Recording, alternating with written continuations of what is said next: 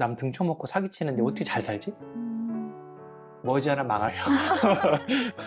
저주하니까. 이 세상은 정의가 살아있으니까. 적어도 그 당대에 망하지 않으면 자식 대에는 망할 거예요. 그래서 그런 말 있잖아요. 부잣집, 집안도 3대를 못 간다 라고 하는 말이 아무리 잘 살아도 그것을 베풀지 않으면 3대를 가기 어렵다는 거예요. 그게 2대까지는 갈 수 있어요. 3대까지는 못 가요. 경주 최씨의 이제 10대 이상 부자가 유지된 유명한 경주 최씨 가문이 있거든요. 혹시 들어본 적 있으신가요? 우리나라의 부자들의 어떤 그 롤모델이에요. 예. 어떻게 10대 이상을 갈 수 있었는가. 그 핵심은 백립 안에 배고픈, 그러니까 굶주린 사람이 없게 하라. 네. 밀란이 일어나면 어디부터 공격을 하냐면 잘 사는 집부터 공격을 하거든요. 예. 왜냐면 거기서 등쳐먹었어요. 밀란이 일어나도 그 사람들이 그 집은 지키러 갔다는 거예요. 덕을 입었기 때문에. 뭐 그런 사례들도 있고. 이게 당대에는 드러나지 않지만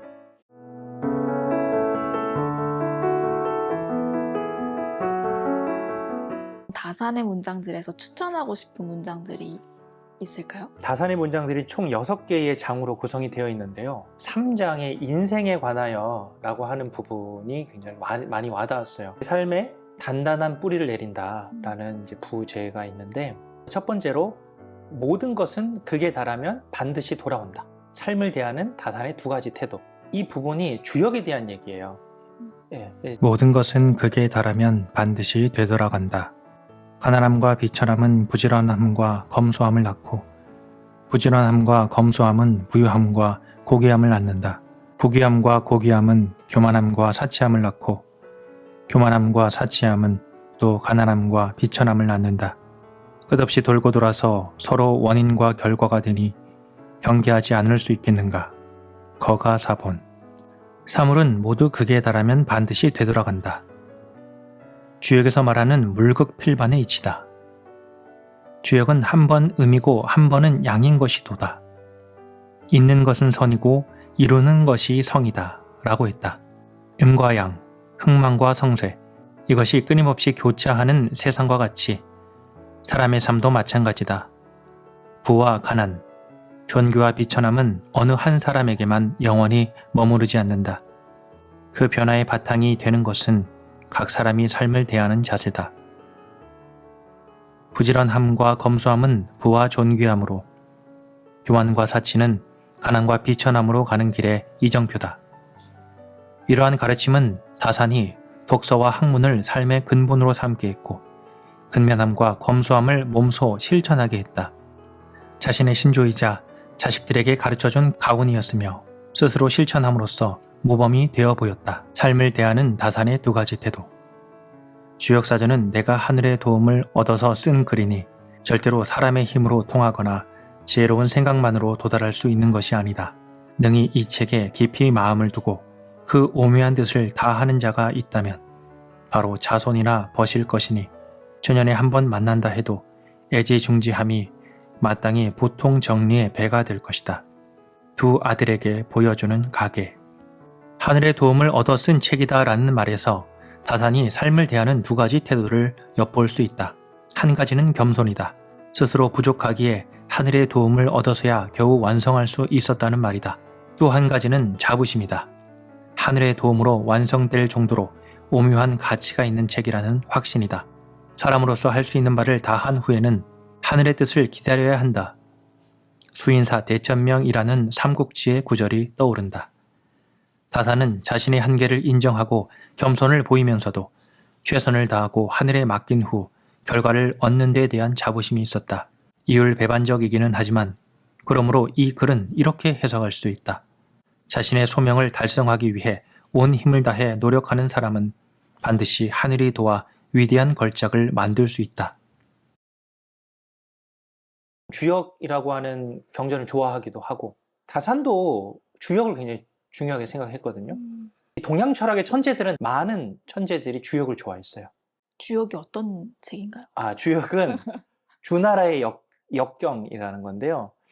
중국의 삼황오제라고 하는, 우리나라의 당군 할아버지, 치우천왕, 환웅, 환인시대가 있듯이 중국에는 삼황오제라고 하는 신농씨, 복희씨 분들이 이제 뭐 신화상의 인물이에요. 복희씨, 가장 오래된, 중국 신화의 가장 오래된 존재인 복희씨가 그 괴, 이 8괴를 만들었다 그래요. 태극기에도 보면 4괴가 있잖아요. 건곤감리. 네. 그게 이제 8괴에서 중요한 거 4개만 이제 줄인 거거든요. 그걸 복희씨라고 하는 중국의 그 존재가 만들었고, 그거를 주나라에 정리를 했어요.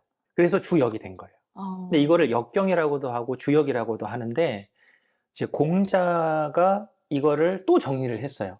예, 그걸 12기라고 그래요. 10개의 날개라 그래서 공자가 지천명의 나이 50. 문제가 지천이 있어서 지천이지만, 우리에게는 문제가 지천이지만 공자에게는 지천명의 나이가 1000명. 그러니까 하늘의 뜻, 이 세상이 돌아가는 이치를 알았다 그래서 지천명인데, 그때부터 주역을 본격적으로 공부하기 시작을 해요. 그래서 위편삼절이라는 말 혹시 들어보셨어요? 네. 들어보셨죠? 예, 그게 거기서 나온 거예요. 끊어질 때까지 책을 읽는. 네. 그 책이 주역이었어요. 공자가 너무 책을 많이 읽다 보니까 그 책이 3번 절단됐다. 그래서 3절인데요. 그 공자가 남긴 말이 있어요. 내가 참 한스러운 게 있는데, 조금 더 나에게 명줄이, 그러니까 시간이 더 있었다면 주역을 더 공부할 텐데. 라고 할 정도로 이 주역에 대한 애정이 남달랐어요. 다산 정약용 선생도 내가 지은 이 500권의 책이 딱 2권은 남겼으면 좋겠다 라고 그랬거든요. 그게 바로 상례사전과 주역사전이었어요. 그러니까 상례사전은 죽음에 대한, 그러니까 상당한다 그러잖아요. 돌아가신 분에 대해서 어떻게 해야 되는지 그 예를 다룬 책이라면, 주역사전은 주역에 대한 주석서인 것이죠. 주역에 대해서 애정이 있었는데 왜 그랬는가 이해가 돼요. 왜냐하면 사람이 힘들면 어디 가죠? 전 보러 가고 크리스찬 분들도 전 보러 가더라고요. 그러니까 그거는 힘드니까.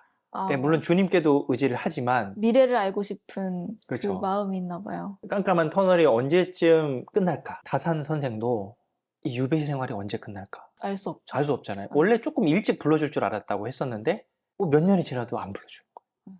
그게 그렇게 20년이 될지 몰랐죠. 만약에 그게 20년인 줄 알았다면 더 힘들었을 것 같아요. 희망 고문이잖아요. 20년까지는 견뎌야 되는데. 어떻게 보면 우리가 미래를 아는 게 좋은 것 같지만은 않아요. 앞으로의 좋은 일이 20년 뒤에 일어난다면 그 20년 동안은 견뎌야 되니까 맞아요. 적당히 알아야 된다. 적당히 알아야 되는데, 다산 선생은 이 주역을 통해서 추측컨대 자신의 삶이 이렇게 곤궁하고 내가 어쩌다가 이런 지경에 이르렀나를 알고 싶어서 주역을 공부하지 않았나라는 생각이 들어요. 왜냐하면 우리들도 똑같잖아요. 삶이 잘 풀리지 않을 때, 나락에 떨어졌을 때, 내가 지금까지 무엇을 잘못했고 그럼 앞으로 어떻게 살아가야 되는가라는 기준을 세우는데, 주역은 그런 게 되게 잘 나와 있어요. 그러니까 주역은 기본적으로 점괘예요. 그러니까 신점과 다른 거예요. 신점은 빙의가 돼서 그분이 오셔가지고 이렇게 탁 이렇게 얘기해 주는 거잖아요. 주역점은 타로점 비슷한 거예요. 서양에 타로가 있다면 이 동양에는 주역이 있어요. 점괘 이렇게 해서 괴를 6개를 뽑아요. 그 양효인지 음효인지, 양효인지 음효인지 해서 2의 6승해서 64괴가 되는 거거든요. 네. 공부를 하셨나요? 왜 이렇게 잘하시나요? 공부했어요. 네네네. 저도 힘들었거든요. 삶이 힘들 때 인생을 어떻게 살아가야 되나, 내가 전생에 무슨 죄를 졌길래 그거에 대한 해법을 찾고 싶었어요. 오늘은 좀 뭔가 힘든데, 요즘 힘든데 그러면 점괘도 또 뽑아보고 거기서 하나의 솔루션을 찾기도 하죠. 주역의 핵심은 이거예요. 경거망동하지 말아라. 좋을 때도 점괘가 좋게 나와도 좋은 걸로 끝나지 않아요. 좋지만 이 부분을 조심하라. 이런 게 있고, 안 좋은 괴가 나와도 안 좋은 것에 끝이 아니에요. 안 좋기 때문에 더 공부하라. 학문을 닦고 그러면 기회가 열릴 것이다. 이게 전체적인 메커니즘이거든요. 그래서 삶을 살아가는 어떤 겸손의 자세, 그리고 미래를 대비하는 현재 어떤 수행의 마음, 준비하는 배움의 자세, 이런 것들이 나와서 그런 부분에서 모든 것은 극에 달하면 반드시 되돌아간다. 물극필반이라고 하는 주역의 문헌전 곤기에 나와요. 모든 것은 극에 달하면 반드시 되돌아간다. 이와 곁들여서 제가 이제 좋아하는 말이, 적선지가 필요여경, 불적선지가 필요여앙이라는 부분도 역시 곤기의 문헌전에 나와요. 이게 뭐냐면, 선한 업을 쌓는 집안은 반드시 남을 만한 경사가 있고, 악업을 쌓은 집안에는 반드시 재앙이 있다 라고 하는 부분이 있어요. 드러나지 않는다는 거예요. 지금 착한 사람, 우리 세상에서 그런 거 많이 보이잖아요. 아, 저 사람 남 등쳐먹고 사기치는데 어떻게 잘 살지? 머지않아 망하려. 저주하지. 이 세상은 정의가 살아있으니까. 적어도 그 당대에 망하지 않으면 자식 대에는 망할 거예요. 그래서 그런 말 있잖아요. 부잣집, 집안도 3대를 못 간다. 라고 하는 말이 아무리 잘 살아도 그것을 베풀지 않으면 3대를 가기 어렵다는 거예요. 그게 2대까지는 갈 수 있어요. 3대까지는 못 가요. 경주최 씨의 이제 10대 이상 부자가 유지된 유명한 경주 최 씨 가문이 있거든요. 혹시 들어본 적 있으신가요? 우리나라의 부자들의 어떤 그 롤모델이에요. 예. 어떻게 10대 이상을 갈 수 있었는가. 그 핵심은 백립 안에 배고픈, 그러니까 굶주린 사람이 없게 하라. 네. 밀란이 일어나면 어디부터 공격을 하냐면 잘 사는 집부터 공격을 하거든요. 예. 왜냐면 거기서 등쳐먹었으니까. 밀란이 일어나도 그 사람들이 그 집은 지키러 갔다는 거예요. 덕을 입었기 때문에. 뭐 그런 사례들도 있고. 이게 당대에는 드러나지 않지만 당대에 드러나는 경우도 많죠. 그렇지 않는 경우도 많잖아요. 저 사람은 진짜 회사 안에서도 그런 거 있지 않나요? 와, 진짜 어떻게 지금까지 회사에서 살아남았나. 가끔 이런 분들이 있어요. 우리가 이해가 돼요. 아, 저분은 실력이 있으니까. 저분은 좀 인격이 좋으니까. 이런 분들은 내가 의심할 여지가 없어요. 근데 어떤 분이 와, 저 사람은 실력도 없는데 어떻게 이렇게 따박따박 월급 받으면서 살아갈까.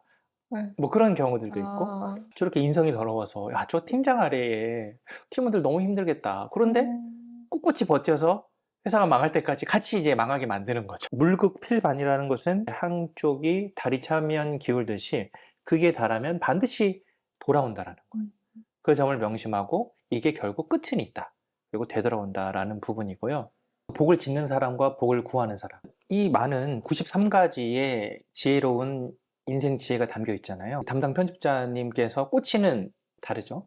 다른 것 같아요. 많이 다른 것 같아요. 선하게 산다는 것에 네. 좀 관심이 있으신 것 같아요. 네네. 저는 선하게 사는 거, 복을 짓는 거, 어떻게 하면 인생을 좀 더 해피하게 살아가느냐, 어떻게 하면 복을 받느냐, 이런 부분. 복을 받고 싶으시고. 복을 좀 이제는 받고. 이런 복에 대한 부분, 인생의 즐거움, 뭐 성찰, 인생에 관하여 이런 부분들이 좀 많이 와닿았고, 오히려 앞부분에 뭐 배움에 관하여. 배움도 물론 관심은 있지만 배움과 고난이라는 주제보다는 인생의 솔루션, 뭐 성찰 이런 부분들이 좀 더 저한테는 와닿았던 것 같고, 복을 짓는 사람과 복을 구하는 사람에 대한 이야기가 나오는데, 우리가 이거는 저희 종교에도 똑같은 것 같아요. 절에 가서 교회를 가면 정말 단골 메뉴가 그런 거잖아요. 수능이 얼마 안 남았는데 우리 아들, 우리 딸 시험에 붙게 해주세요. 이 기복이라고 그러죠. 뭔가 복을 구하는 그런 기도를 많이 하잖아요. 물론 이거 되게 좋은 방법이에요. 내가 의지할 데가 없어서 보이지 않는 신에게 의지를 하는 거잖아요.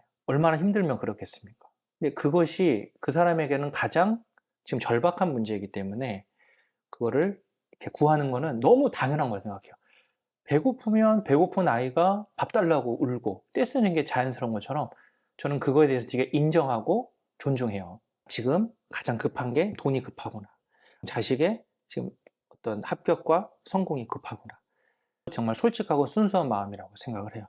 오히려 그것을 이렇게 위선으로 안 그런 척 하는 게 사악하다고 생각하거든요. 왜냐하면 성경에서도 경계하는 것 중에 하나가 위선에 대한 경계를 많이 하지 않던가요? 저는 그 위선이라는 부분이 되게 성경에서 되게 꽂혔어요. 외식하는 자. 외식하는 자가 그거죠. 예.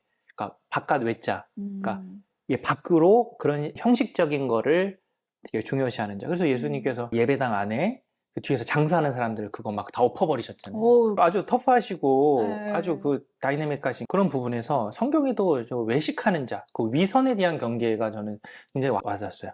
오히려 그보다는 어린아이처럼 울면서 의지하는 자가 더 선한 거죠.